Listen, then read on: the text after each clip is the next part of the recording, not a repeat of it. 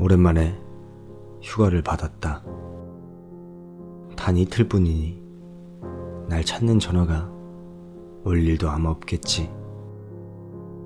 보너스도 나왔겠다. 어머니에게 뭔가 맛있는 거라도 사드려야겠다. 나는 그렇게 생각하고 교토 키보네 쪽 여관에 전화를 걸어봤다. 가와도코 성수기였지만 평일이라 숙소를 잡을 수 있었다. 어머니에게 연락을 드리니 무척이나 기뻐하며 쿠라마 쪽도 돌아보고 싶다고 그렇게 말씀하셨다. 내겐 이견이 있을 리 없다. 대마치아나기역에서 쿠라마역까지는 약 30분.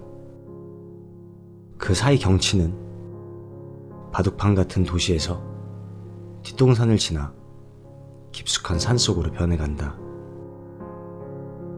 쿠라마에서 산을 넘어 키부네로 빠지는 코스는 발에 맞는 신발만 있으면 가족끼리도 2시간 전후면 다녀올 수 있다. 당일치기라면 반대로 키부네에서 쿠라마로 나와 쿠라마 온천에 들렀다 돌아갈 수도 있고.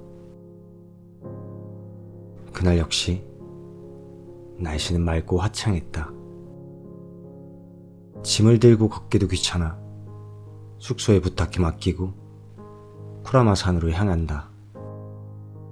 위풍당당한 신사 입구에 발을 들여놓자 갑자기 강한 바람이 불었다. 나를 향해 낙엽들이 대굴대굴 날아온다. 낙엽질 계절은 아니건만 어머니와 함께 산에 오면 반드시 이런 일이 생긴다. 텐구가 꽃을 뿌리는구나. 어머니는 그렇게 말했다. 텐구란 놈 참 귀찮은 녀석이군. 도중에는 케이블카도 있었지만 어머니는 걷는 편을 더 좋아하신다. 군데군데 비탈이 섞인 참배기를 지나 본전으로 향했다. 유키 신사를 지나자 앞에 있던 거목 중간에 걸려있던 가지가 미묘하게 휜다. 이건 역시 매번 겪는 일이다. 쿠라마사 금당에서 참배를 하고 안쪽 사원을 향해 오솔길을 걷는다. 마왕전 앞에 몸집은 작지만 품이 있어 보이는 노인이 혼자 낭랑한 목소리로 노래하고 있었다. 꽃이 피면 말하지 않아도 산에는 찾아온다네. 쿠라마산 벚꽃 소용돌이. 이런 가사였다.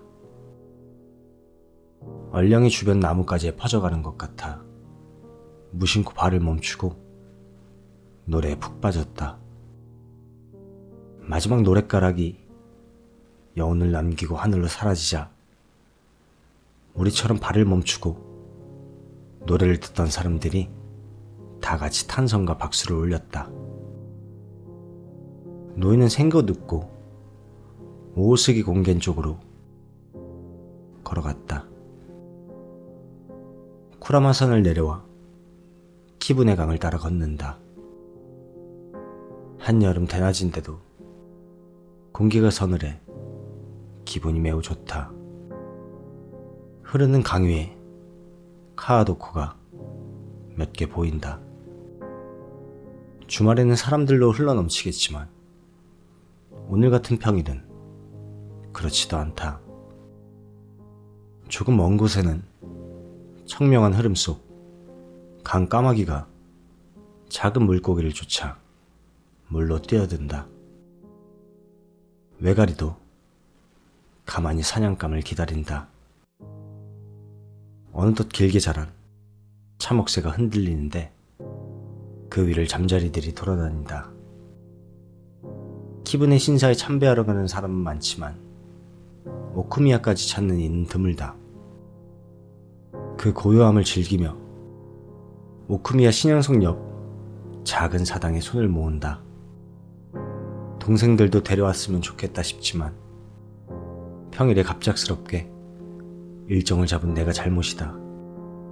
학생이면 몰라도 사회인이 그렇게 일을 멋대로 쉴 수도 없는 노릇이지. 어머니와 그런 이야기를 나누다 문득 뒤돌아보니 아까 망항전 앞에서 노래하던 노인이 우리 쪽으로 걸어오고 있었다. 가볍게 인사를 하자 노인도 싱긋 웃으며 한 손을 든다. 저 아까 전엔 좋은 노래를 들었습니다. 감사합니다. 아니야. 부끄럽구만. 노인은 겸손히 고개를 흔들고 나와 어머니를 바라보았다. 부모 자식끼리 여행 온 건가? 좋구만. 좋은 날에 여길 찾아왔어. 오늘은 산축제가 있는 날이거든. 어머, 축제를 하는 건가요?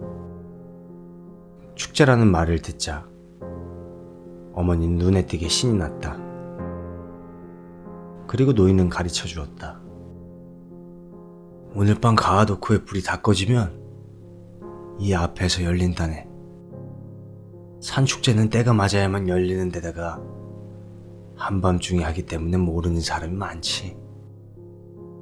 만약에 올 거라면 유카타를 입고 오는 게 좋을 걸세.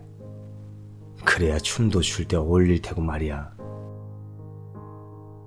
어머니는 이미 가고 싶어서 굉장히 설레는 듯 했다. 뭐 젊을 적에는 춤에 푹 빠져 있었다니 그럴만도 한가. 뭐 괜찮겠지. 나는 춤 같은 건 관심 없지만 기왕 왔으니 어울려드려야지. 강줄기를 따라 복숭아같이 둥근 등불이 점점 켜져 있다. 우리 말고 걷는 사람은 거의 없었다. 오크미야에 가까워짐에 따라 피리 소리가 어디선가 흘러와 바람을 탄다. 산축제는 아무래도 내가 생각했던 그런 춤이나 추는 건 아닌 것 같다. 안쪽 키분의 다리 옆에서 왼쪽으로 꺾어 산속으로 이어진 좁은 길로 들어서자 피리 소리는 더욱 확실히 들려온다. 무슨 노래인진 모르겠지만 잔잔한 멜로디를 여러 개의 피리가 함께 불고 있는 것 같았다. 이윽고 나무 사이에서 수많은 흰색 재등과 그 불빛이 보였다. 체육관 정도 넓이의 공터에서 피리 소리에 맞춰 수십 명의 사람들이 춤추고 있었다. 옷은 흰 바탕에 갈색 무르른 무늬의 유카타다. 여자는 다홍색 띠를 메고 남자는 검은 바탕에 금색 비늘 무늬가 들어간 띠를 메고 있다. 신나게 춤을 춘다기보다는 우아하게 춤을 추는 듯한 사뿐사뿐한 움직임이다. 보통 축제 때 추는 춤에서 느껴질 수 있는 활기찬 느낌은 전혀 없었다. 우리보다 먼저 와 곁에서 춤을 바라보고 있던 사람이 갑자기 달리기 시작했다. 둥글게 손잡고 춤추고 있는 사람들 사이에 들어가 그중 한 사람과 손을 마주 잡았다. 아는 사람이 있었나 보다. 앞서 낮에 만난 그 노인이 미소를 띄우며 조용히 나와 어머니에게 다가왔다. 아, 그래, 오셨구만. 네, 어르신, 안녕하세요. 이게 좀 이상한 축제네요. 노인은 갑자기 이상한 말을 했다. 저 안에 만나고 싶은 사람이 있을 게야. 만나고 싶은 사람? 무슨 소린가 싶어 나는 멍해졌다. 그런데 갑자기 옆에 있던 어머니가 난데없이 달려갔다. 어머니? 어머니가 달려간 저편에 나도 잘 알고 있는 사람이 있었다. 친가에 살 무렵 언제나 보던 사람이다. 사진 속에 서서 웃고 있던 나와 무척 닮은 청년. 내가 2살 때 세상을 떠난 아버지였다. 죽을 힘을 다해 아버지에게 달려가는 어머니를 춤추는 이들이 공기처럼 비켜서 지나가게 해준다. 그리고는 아무 일도 없었던 것처럼 계속해서 춤을 춘다. 어머니가 한 걸음 내디딜 때마다 시간은 거꾸로 흐른다. 불과 3년가량이었던 아내로서의 나날과 그 몇 배는 됐을 어머니로의 시간. 지금 아버지의 손을 잡으며 어머니는 말문이 터진 듯 계속 이야기하고 있고, 아버지는 조용히 미소를 지으며 때때로 맞장구를 치고 있다. 2사람 사이에 눈물은 없었다. 무엇을 이야기하고 있는지 내게는 들리지 않지만 분명 말로써 시간을 녹이고 있으리라. 시간을 넘어 부모님은 연인으로 돌아와 있었다. 처음으로 보는 부모님의 모습이었다. 아, 아버지는 저렇게 웃는 분이었구나. 어머니가 저렇게 수줍어하는 모습도 정말 있었구나. 그 기나긴 세월을 넘어 아직도 서로를 그리워하는 2사람을 보니 무심코 가슴이 뜨거워진다. 아버지가 춤을 권해 어머니도 춤에 참여한다. 꽤 잘 춘다. 정말로 즐거운 듯 춤추고 있다. 내 머릿속에는 삼위센 소리가 울고 악사의 노랫소리가 들린다. 내가 아내를 사랑하니 다정하구나. 저기에 날아오르고 여기에 날아오르니 저기도 여기도 바람이 펄럭펄럭 대네. 날개와 날개를 맞댄 소매가 물든 모양은 꽃이로구나. 부모님의 춤을 멍하니 바라보고 있는데 문득 어머니는 나를 떠올렸는지 아버지의 손을 놓고 내게 다가왔다. 처음 보는 것이나 마찬가지인 아버지에게 어떻게 인사해야 하는 걸까? 대범하고 의젓한 동생과 무척 비슷한 분위기의 아버지는 당황해 말도 못하는 나를 아무 말 없이 꼭 껴안아 주셨다. 나보다 꽤 홀쭉한 몸이지만 강하고 따뜻했다. 아버지에겐 이렇게나 확실한 존재감이 있는 걸까? 많이 컸구나. 만감이 가득한 아버지의 말. 가슴이 감상으로 가득 차 말을 꺼낼 수가 없었다. 간신히 입에서 나온 것이라군. 아버지, 그래. 따뜻한 대답이 돌아왔다. 이제 나는 더 이상 참을 수 없었다. 나는 아이처럼 소리를 내어 엉엉 울었다. 아까 어머니가 마구 이야기하던 건 아무것도 아니었다. 정신을 차리니 나는 완전히 신이 나 아버지에게 친구에 관해 일에 관해 열심히 이야기하고 있었다. 지금까지는 그런 건 내일이고 다른 사람한테 이야기할 필요 없다고 그렇게 생각하고 살아왔는데, 학교에서 있었던 일조차 꼭 필요한 게 아니면 어머니한테도 이야기하지 않았는데, 아버지의 조용한 대답 한마디 한마디가 나는 모두 다 기뻤다.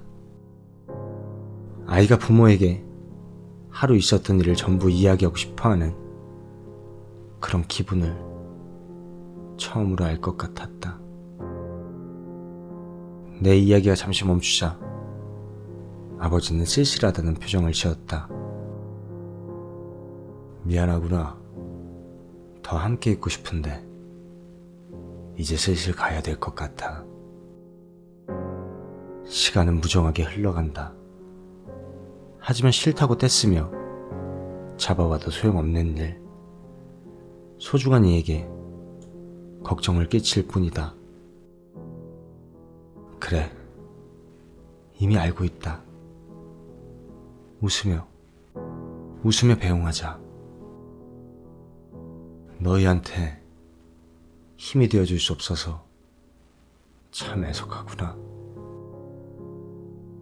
괜찮아요, 아빠. 걱정하지 마. 내가 있으니까.